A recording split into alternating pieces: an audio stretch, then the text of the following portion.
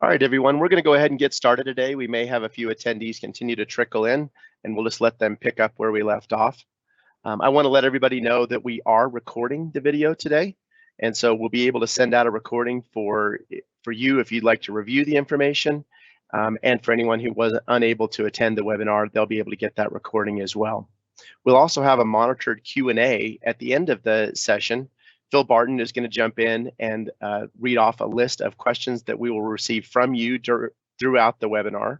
So you can feel free to use the Q&A button at the top of your Teams application or at the top of the browser application and enter your questions in for Phil, and he'll summarize those and we'll answer those at the end of the webinar. So please feel free to do that. I want to thank you for joining us today. My name is David Levine. I'm the president and CEO of Go West IT. We are a cybersecurity obsessed company, and as you'll see today, cybersecurity involves every single person at an organization, and I believe also in our personal lives it's very important as well. So we're going to present this webinar today with some practical guidance for a dangerous world. So we're going to start off and give everyone a little bit of an overview of the landscape for the cyber threat landscape today and the cybersecurity landscape today. Verizon conducts an annual breach investigation report. They gather data from millions of events, incidents, and breaches throughout the year.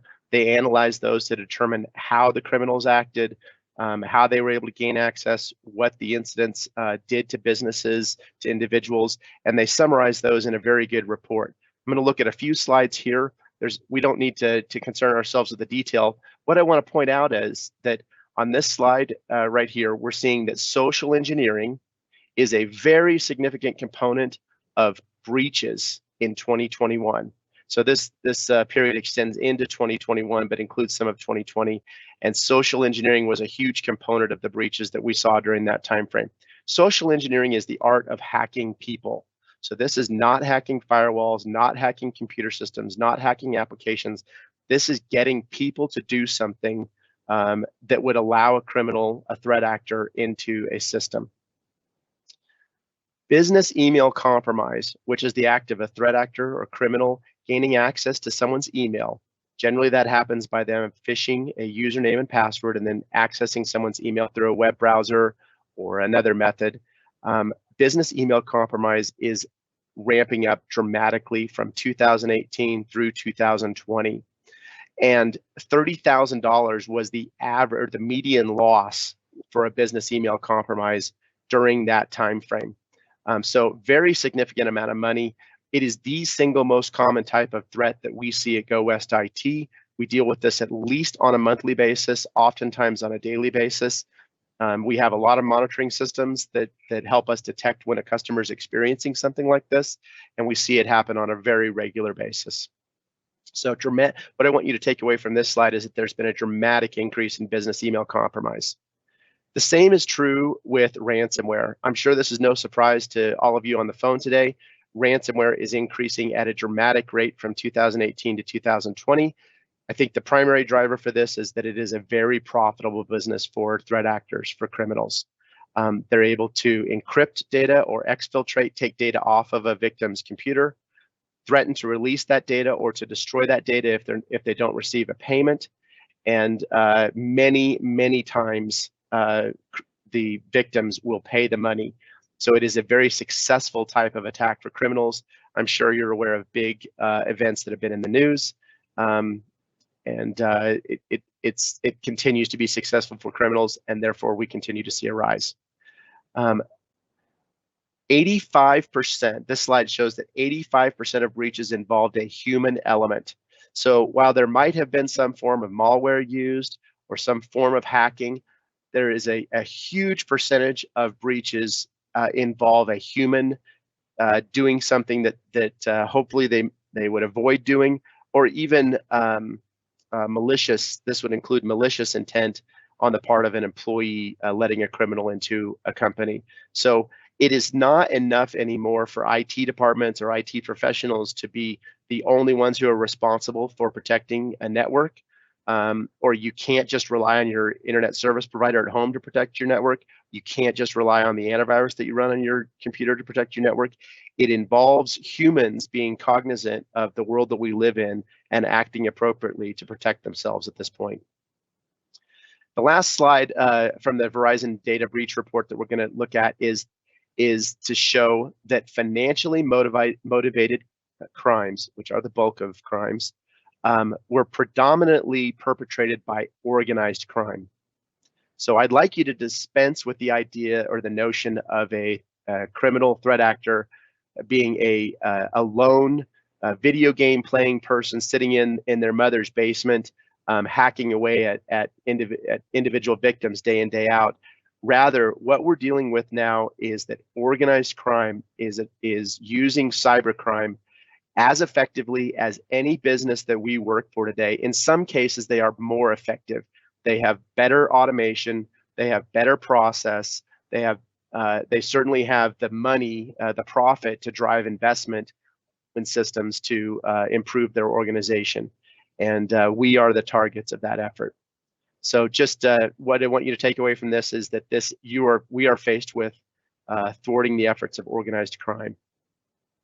We're going to watch a short video here. This video is of DEF CON. This is a convention that happens on an annual basis. And I'm going to ask you to watch it. The reason we're watching this is that there'll be some demonstration of hacking in the course of the video. And then we're going to talk about how you as individuals can protect yourselves from each of these types of attacks. So we're going to watch this video now.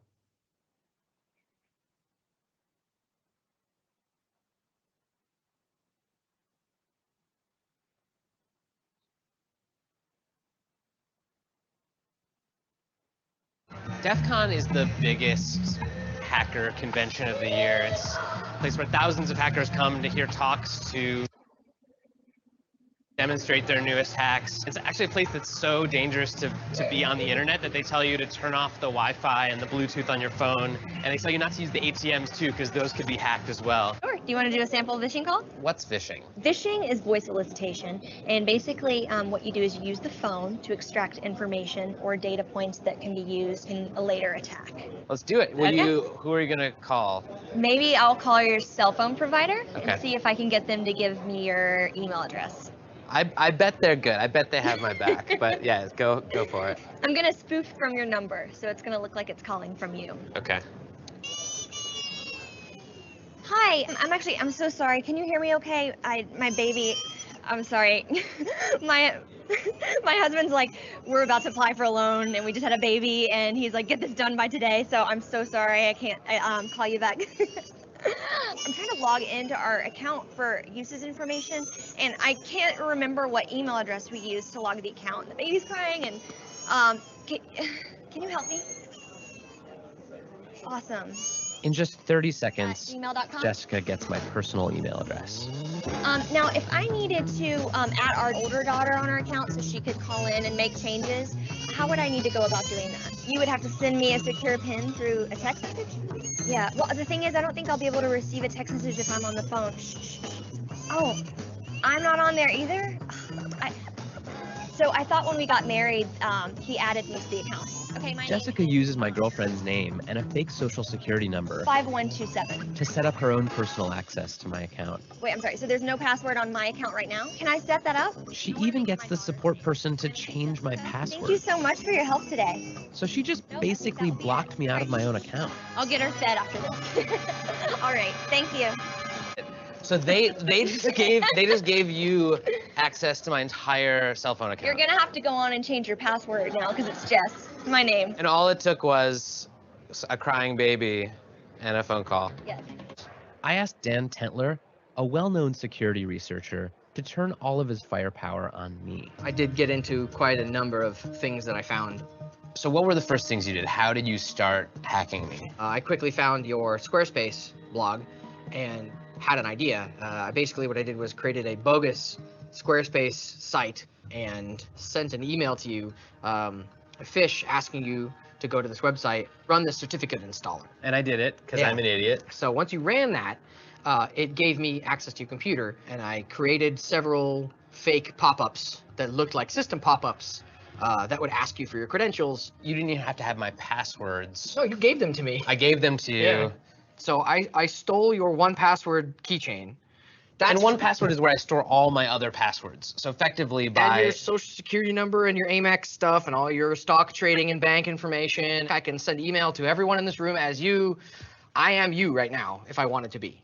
If my evilness is working correctly, it should actually be taking pictures of your desktop and pictures through your webcam every 2 minutes. And I have been watching you for about 2 days now. In coffee shops, at your mom's house, on a plane. Here's you editing stuff. There's you like. Oh my God! So this is literally every 2 minutes through my webcam. Yeah, through this guy. How badly could you have messed up my life? I could have made you homeless. I could have made you homeless and penniless. How? Like, how would you make me homeless? Like I have control of your digital life in its entirety. I have all your credentials. I have all your access to all your financial information, all your work information, all your personal information. I can pay people with your bank account or your Amex account. I am you. I can fully impersonate. Like, the only thing I couldn't doctor would be like your fingerprints. This is like as bad as it gets. It's ridiculous. Yeah, it's bad.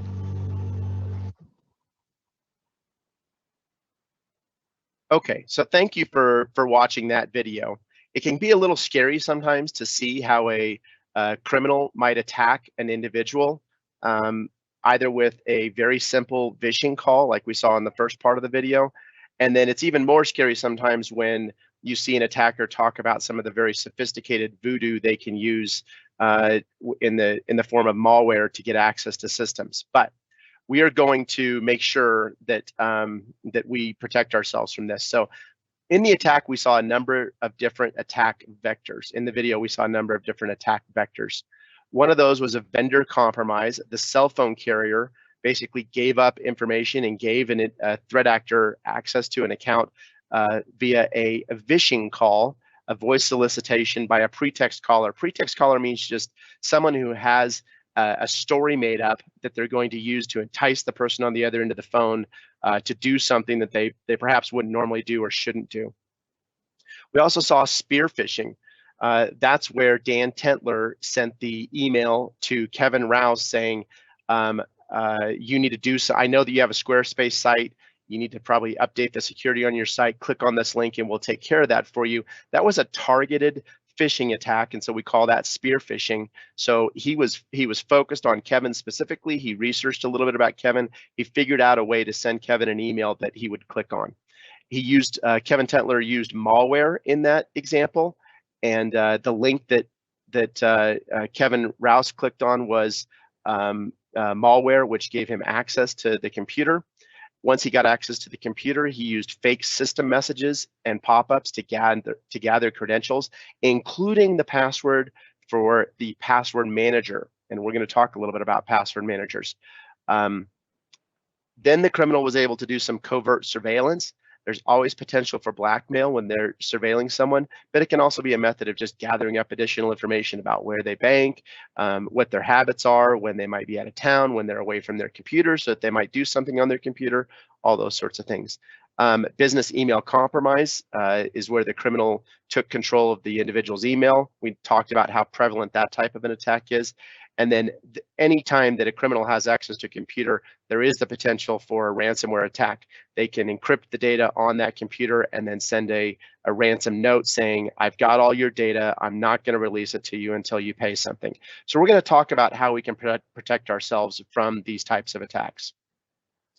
The objective today is that we all agree that cybercrime is increasing over time. The volume of cybercrime is increasing over time, and I showed you some graphs to prove that out, and I'd ask that you at least go along with that for the purpose of this call. With that as a background, the average user knowledge and the average controls that people put on their environments, their network environments, and their systems at home are relatively low. We generally run antivirus. We might be pretty good with getting our updates installed. I can tell you if you're working for a business that's doing Go West IT and you're using some of our sophisticated managed service offerings, then we're handling updates for you. We're handling virus management. We're doing a lot of things behind the scenes. But generally, individuals do a kind of a baseline job of that. The threat actors, the criminals, play just above that. They use the tactics that can go right over those baseline controls that we use. So the goal today is to get you educated to the point that you'll play just above where the threat actors are playing. You make it just harder enough that you're going to prevent the majority of the types of attacks that we would face. Okay?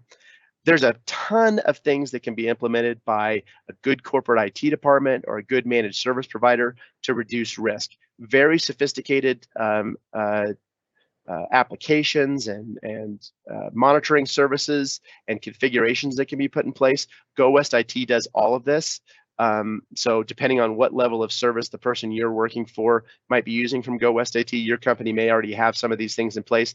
Not all of these things are generally something that individuals would do. There's a lot that can be done, but not something that individuals can do generally. We're going to focus today on the things that you can do as an individual. And my belief is that if you do a good job of this personally, you'll carry this knowledge forward to your businesses, and it'll help protect the companies that you work for as well. So first, we want to know how to recognize and prevent a social engineering attack. Next, we want to implement multi-factor authentication wherever we can. Third, we want to remove local admin rights for the computers that you use at home. Hopefully your business is involved in doing this at work, but definitely at home, remove local administrator rights. And we want to use a password manager with multi-factor authentication. And we want to deploy backups. These 5 things will generally prevent all of the attacks that we just watched in that video. Okay, first, we want to talk about recognizing and preventing a social engineering attack. Okay, so again, social engineering attacks are a criminal or threat actor trying to get you to do something you wouldn't normally do as a human. Let them in, give them your credentials, divulge information that they can use to get to your bank account. This is not something that requires technical expertise. This requires knowledge about how to hack people. There was a man in the video who didn't say anything. His name was Christopher Hadnagy. He wrote a book called How to Hack Humans, or I think it's Human Hacking. And it's basically a book about social engineering. The first thing you want to look for a social engineering intent is urgency. Almost every social engineering attack or attempt will indicate some level of urgency. If you don't do this now, something bad is going to happen. You need to take care of this right away or else. So anytime you see something that's really urgent, particularly communicated in email, maybe perk up your spidey sense a little bit and say, you know, maybe I ought to take a second and think about what I'm doing here. Next, if the email or the phone call lacks content or pertinent details, you should become suspicious about who's asking for this information, why are they asking for this information. If it just seems general and generic and it's not related to something that you have intimate knowledge about, you need to be cautious about why you're responding there. And then you always want to watch out for any unsolicited promise of gain or benefit. I'm sure we're all aware of the Saudi prince looking for a place to park his money because he's being chased out of the country. Those types of very obvious attacks. Criminals are using much more sophisticated stories now to get people to believe that they'll gain or benefit something if they take a particular action. So when you get an unsolicited promise of gain or benefit, that's an indication of a social engineering attack. To prevent a social engineering attack, first slow down. Number one, when there's urgency involved in the email, just stop and say, okay, I'm gonna think about how I'm gonna react here. I'm gonna really think about what might happen if I don't act quickly. Give yourself a little time to process what you're doing. Second, seek independent verification. At work, I can't imagine that any of you would work for a business that would be really put out if you went and said, hey, look, I've got this email that came in asking for some information. Something just doesn't feel right about it. Can you verify that we ought to release this type of information? Or what would be the normal process for giving up this type of information? How can I verify what's going on here? And certainly do that, you know, at a personal level also, you know, stop and think, how might I verify who this is coming from? Let's say you got let's say you use Comcast internet at home and you get an email from Comcast where it looks like it's from Comcast and they're asking for your social security number. And if you don't give them the social security number, then your internet is going to be shut off. First, urgency. Second, why is Comcast asking for your social security number? And third, the way you get independent verification is you set that email aside, You go directly to the Comcast site, log in and look at your account, or you pick up the phone and you call the Comcast number directly, not the number that was shown in the email. You go and look at your bill or get independent verification directly from Comcast. That's how you'd seek independent verification. Third, play the what if game. Ask what's at stake here. What if I give up this information and it isn't the person that I think it is, if it's a criminal? What's at stake? It's certainly a lot more at stake if you give up a social security number or a bank account number. So just play the what if game. What happens if I give up this information? The key here is you want to develop a security first mentality. Paranoia is not retroactive. The number of times someone has said after the fact, after they've been a victim of attack, I thought something was a little bit fishy about that. I was a little bit suspicious, but I proceeded anyway. I probably should have stopped. That happens all the time. So develop a security first mentality. A little paranoia can be a healthy thing. We don't want to paralyze you, personally in your life and not have you do anything, but stop and think about things a little bit. We're going to look at a couple of examples here. This is an email that I received back in March of 2021. I get these almost daily. I save them almost every single day. This is an email that says, hey, your password is set to expire today. Change or continue using your current password. So number one, this doesn't look like Microsoft or Office 365. The logos are all wrong. I know at a glance that this is wrong, but let's say for the sake of the argument, for the sake of the example here, that I didn't know. If I hold my mouse over the link, if I don't click on it, but just hold my mouse over the link, I can see that this takes me to emailing.nespresso.com. That doesn't have anything to do with Microsoft. So first, they've indicated urgency. Your password's set to expire today. The link that they want me to go to doesn't look like Microsoft at all. And if I'm paying attention, I can see that this came from an address that is clearly not Microsoft. So I should just delete this message and move on. We happen to have an additional piece of information at the top here that comes from a service that Go West IT offers. It says this message was sent from outside your organization and we're unable to verify the sender. So if your business has something like this, this is an indication that, hey, this email might not be what it purports to be, and I can even block the sender using this link here. Not all businesses will have that, but that's why you're seeing it on this email. This is another example. I get an email. I get lots of error message type emails today, or every single day. Our team deciphers most of those, but I see a lot of them. It says, due to a server error on your email, David Levine at Go West IT, 4 incoming messages were returned. Log on to the Office 365 portal to verify your email and recover your failed messages. That sounds serious. Again, doesn't look like an actual message from Microsoft. Email address is clearly not Microsoft there. And if I hover my mouse over the link, it takes me to a website that is lovelike.in.net. That's not Microsoft. So again, I should delete this message.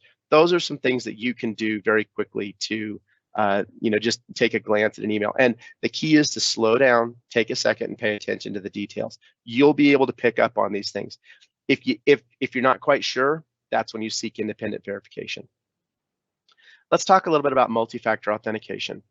Multi-factor authentication is something such as a username and password.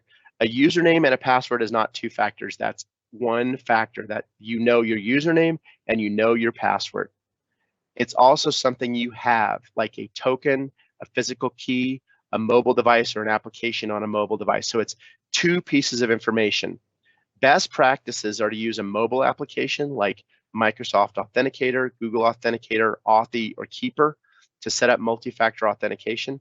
And you'll often be required to use the type of authenticator that the provider requires. So I'm going to use Gmail, for example. If any of you have a personal Gmail address and you want to set up multi-factor authentication, the easiest way to do that with Google is to use the Google Authenticator. It's a very effective tool. I've got hundreds of mobile tokens set up with Google Authenticator. Probably not hundreds, at least 30. And so a very effective tool. So use a good mobile application. You want to configure to use the entry of a code rather than accepting a prompt or receipt of a text message or email. You won't always have the option to choose your multi-factor authentication method. Sometimes the provider only gives you one option. For example, I use Verizon. The only way to set up Verizon for my personal account multi-factor for my personal Verizon account is to have a code come via text. And so I use that. That's better than nothing, but better to have a code that you have to enter in, a code that shows up on an application on your phone, rather than having a prompt that pops up. The issue with the prompt is that we'll see sometimes criminals will try to access an account. You'll see a prompt come up on your phone multiple times. We've seen people actually click accept just to make the prompt go away. That can let the criminal in. Never divulge an MFA code to anyone. If you've taken the time and the effort to set up multi-factor authentication, don't give your code up to a criminal. If criminals hit that multi-factor authentication roadblock and they understand what's happening, they might then try to get the victim, yourself, to send that code to them via text or via email or something. They might say, hey, I'm with Microsoft and I'm trying to get access to your account. You probably just received a code on your mobile device. I need that code in order to prevent an attack on your account. Please give me the code. No, you should not give up your code to anyone. Never accept an MFA prompt if you aren't actively attempting to authenticate. So if you're not sitting at a computer trying to log into a website and you receive an MFA code, that's an indication that someone other than yourself is trying to authenticate to something. So do not accept those MFA prompts and do not send them on to someone else.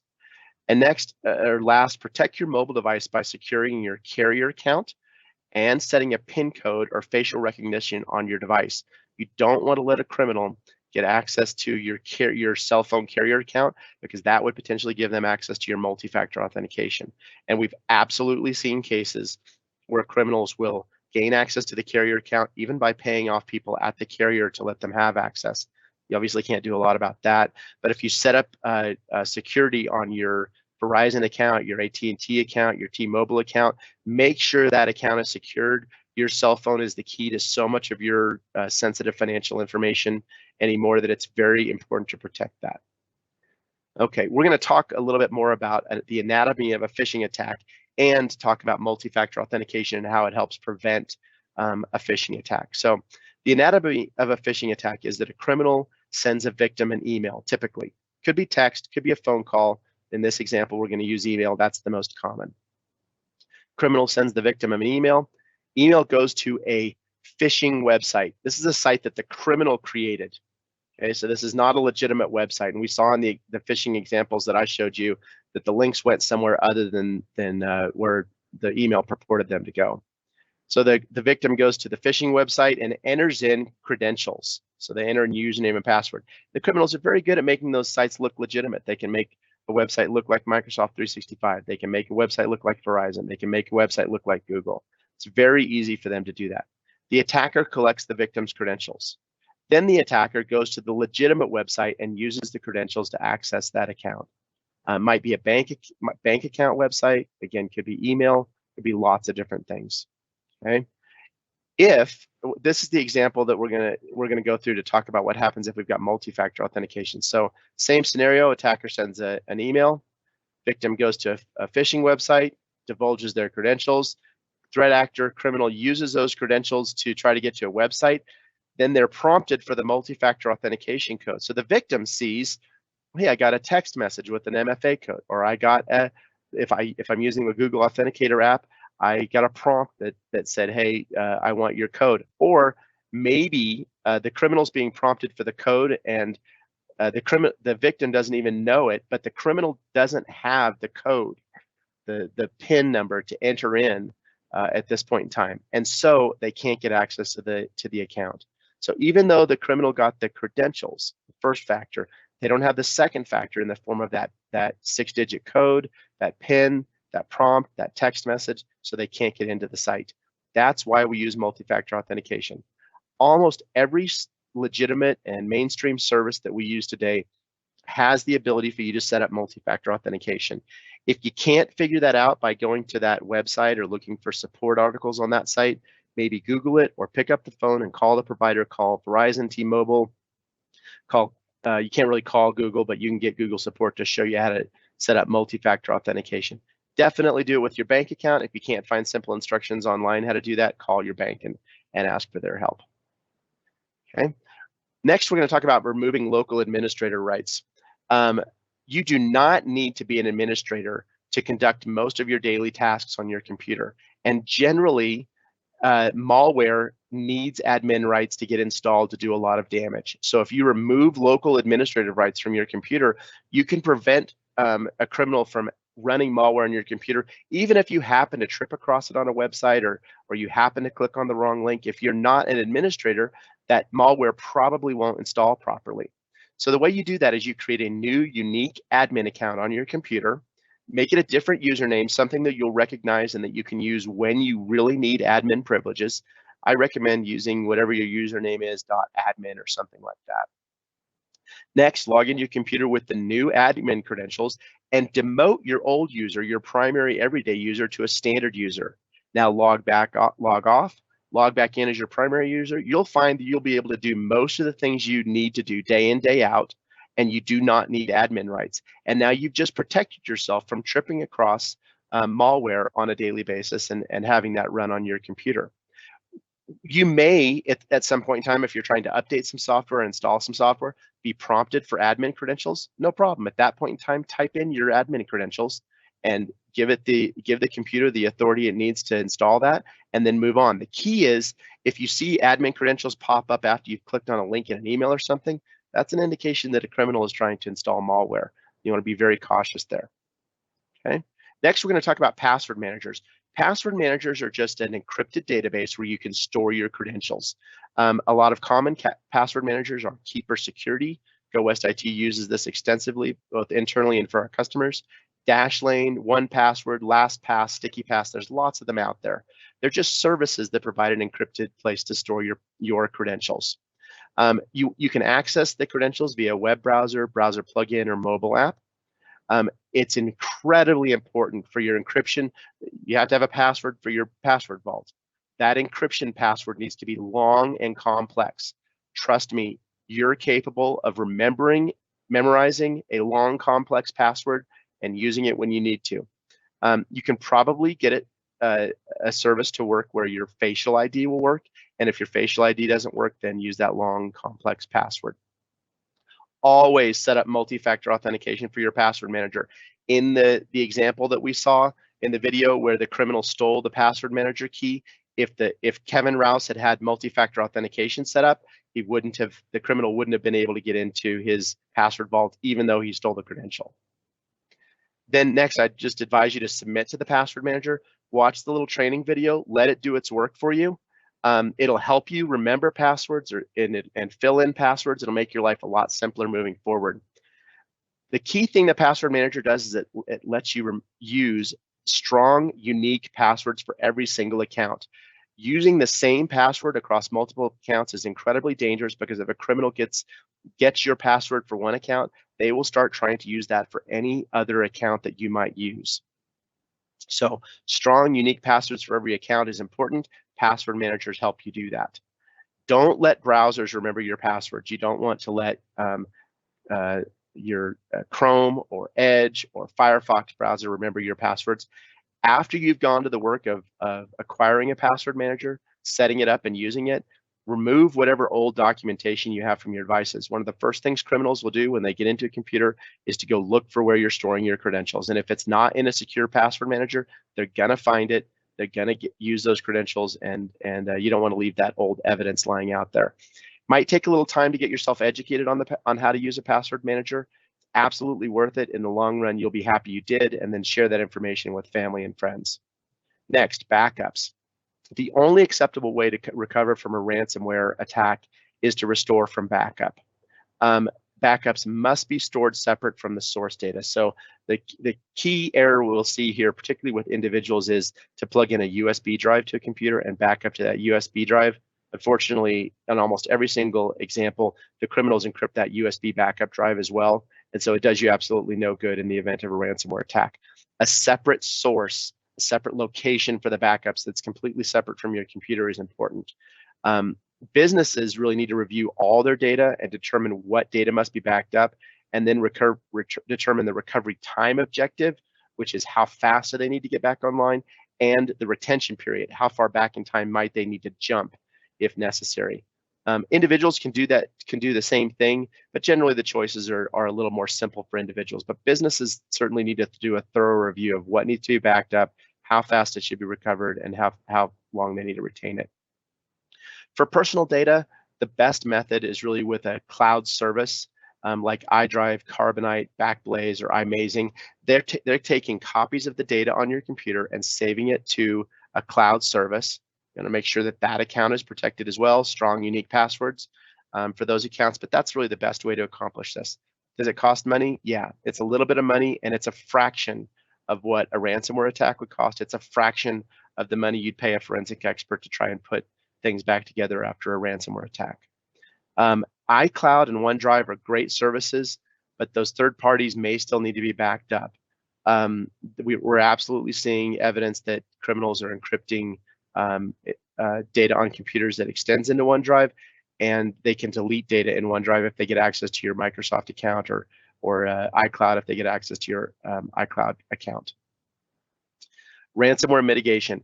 If you fall victim to an attack and you don't have a good backup, do not just pay the ransom.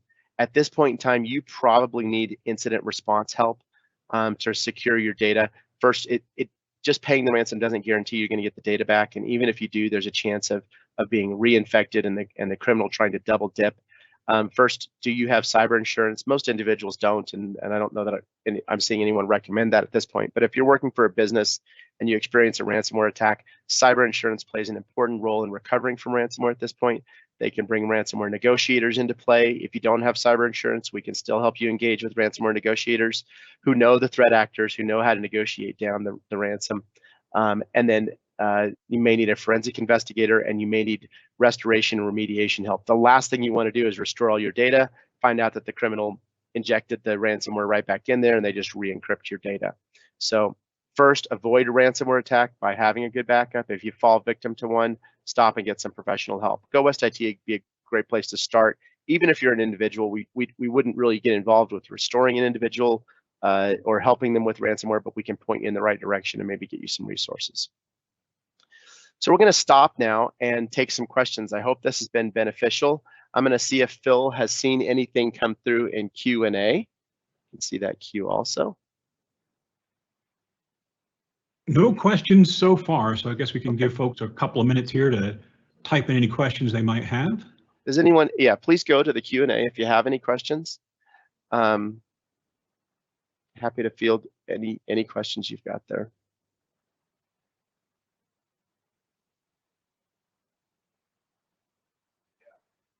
Okay, we have recorded this today. We will be sending this recording out.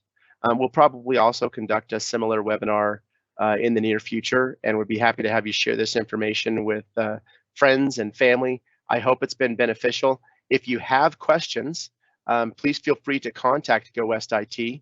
I'll put up some contact information on the screen here. This is my contact information. That's my personal direct line at the office and my email. Tom Heenick, who is our vice president. You can also contact him with any questions you might have about this. If we can't answer your question directly, we'll get you to someone who can. I want to thank everyone for attending today, and please be safe out there. Thank you.